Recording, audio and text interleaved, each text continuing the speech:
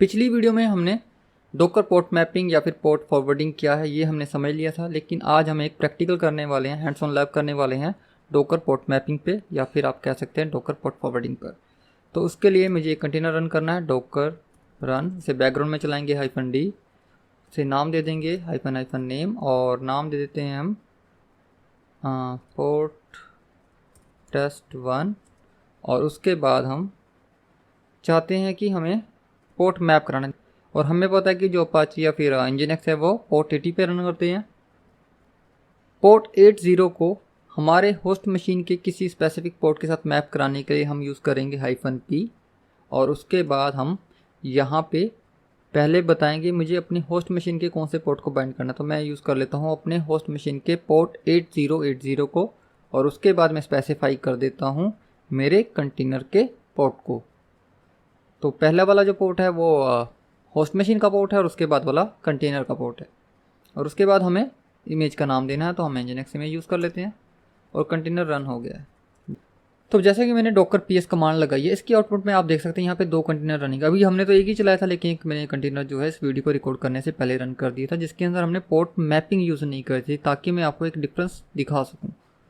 तो देखिए ये वाला जो ऊपर वाला कंटेनर है उसका नाम आप मैच करा लीजिए। अभी हमने ये वाला कंटेनर रन किया था, तो ये वो कंटेनर है जिसके अंदर हम पोर्ट मैपिंग यूज़ कर रहे हैं, और आप यहाँ पे आउटपुट मैच करा सकते हैं। जो ये वाला कंटेनर था इसे मैंने बिना किसी -p फ्लैग के साथ रन किया था, बिना किसी पोर्ट मैपिंग के रन किया था। तो ये सिंपल बता रहा है कि जो कंटेनर है पोर्ट 80 पे अवेलेबल है, मतलब उसकी जो सर्विस है वो आपको पोर्ट 80 पर एक्सेस होंगी। लेकिन अगर जो आपको अपनी होस्ट मशीन से एक्सेस करना है तो कोई डायरेक्ट वे नहीं है कि आप डायरेक्टली जाएं और उसे एक्सेस कर लें, अनटिल अनलेस या तो आपको कंटेनर का IP ना पता हो और कोई आपने नेटवर्किंग सेटअप ना की हो। कंटेनर के हमारे जो पोर्ट था 80 TCP, वो हमारी होस्ट मशीन के 8080 के साथ बाइंड हो चुका है। ये IPv4 के लिए और ये IPv6 के लिए। तो चलिए अब अपने कंटेनर को कर्ल करके देखते हैं। कर्ल लोकल होस्ट और 8080।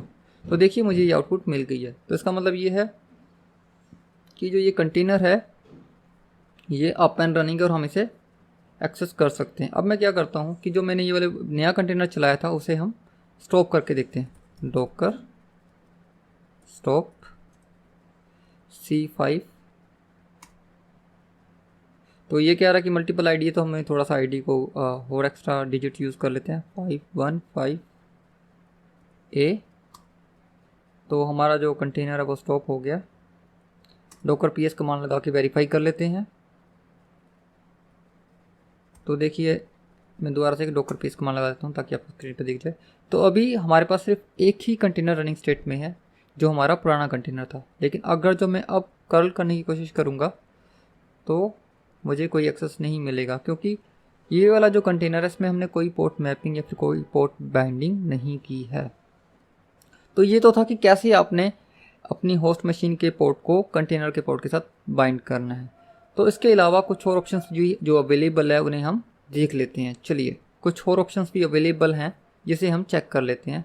तो एक कंटेनर और रन कर लेते हैं, डॉकर रन -d -नेम, और इसे हम दे देते हैं टेस्ट 02।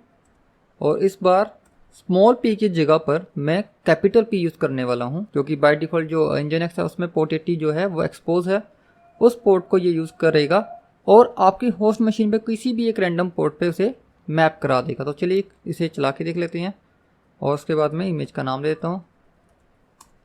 तो देखिए कंटेनर फिर से हमारा रन हो गया। डॉकर PS कर लेते हैं।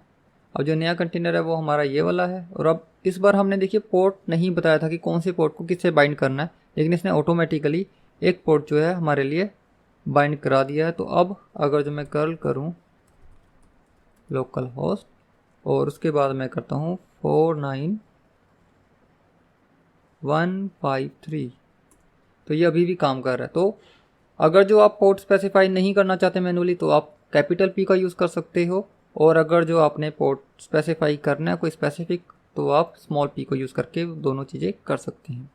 तो मान लीजिए किसी कंटेनर में मल्टीपल पोर्ट्स हैं, तो आप क्या कर सकते हैं, आप जो -p फ्लैग है उसे मल्टीपल टाइम यूज़ कर सकते हैं। मान लीजिए इस कंटेनर में पोर्ट 80 भी अवेलेबल है और कोई पोर्ट 81 भी अवेलेबल है और उसे आप चाहते हैं 8081 पे मैप कराना, तो आपको सिंपली ऐसे लिखना है।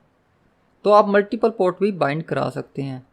हैंड्स ऑन लैब के बाद हम बात कर लेते हैं कुछ और ऑप्शंस की, जो कि आप -P या फिर -P को यूज़ कर यूटिलाइज कर सकते हैं।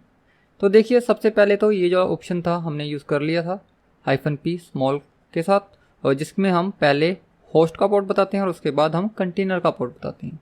और अगर जो आपके सिस्टम में मल्टीपल IPs हैं और आप किसी स्पेसिफिक IP के साथ कंटेनर के किसी पोर्ट को मैप करना चाहते हैं, तो आप पहले IP बताएंगे, फिर उसके बाद उसका पोर्ट और फिर कंटेनर का पोर्ट। तो अगर जो आप चाहते हैं किसी स्पेसिफिक प्रोटोकॉल को बाइंड करवाना, तो आप कंटेनर पोर्ट के बाद स्लैश लगा के उस प्रोटोकॉल का नाम बता सकते हैं। It can be a TCP और UDP। और ये वाला ऑप्शन हम डिस्कस कर चुके हैं ऑलरेडी कि अगर जो आपको मल्टीपल पोर्ट बाइंड कराने हैं तो आप -P फ्लैग को मल्टीपल टाइम यूज़ कर सकते हैं। तो आज की वीडियो में बस इतना ही दोस्तों, अगली वीडियो में फिर मिलेंगे, तब तक के लिए बाय, जय हिंद।